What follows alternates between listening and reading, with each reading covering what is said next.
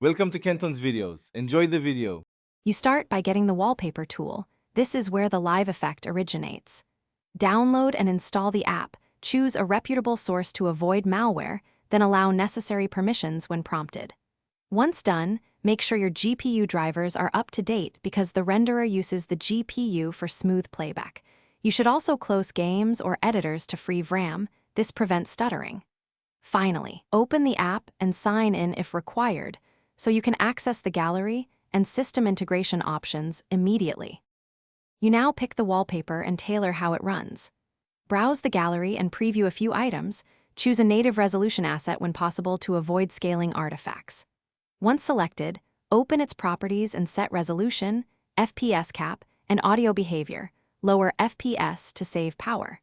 Then assign it to a specific monitor if you have multiple displays, and choose a performance preset to balance visuals and CPU/GPU load. Because the app hooks into the desktop compositor, these settings directly affect smoothness and battery life. You finish by applying the wallpaper and validating behavior. Click Apply, then lock and unlock the screen, and reboot to confirm persistence. If you notice dropped frames or audio stutter, make immediate changes. Switch to a lower quality preset, cap FPS, or close background apps using CPU/GPU. If the wallpaper resets or disappears, enable the app to run at startup and verify it has permission to run in the background. As a final tip, update the app and GPU drivers to resolve most compatibility problems quickly. Thanks for watching. Consider subscribing if we helped you.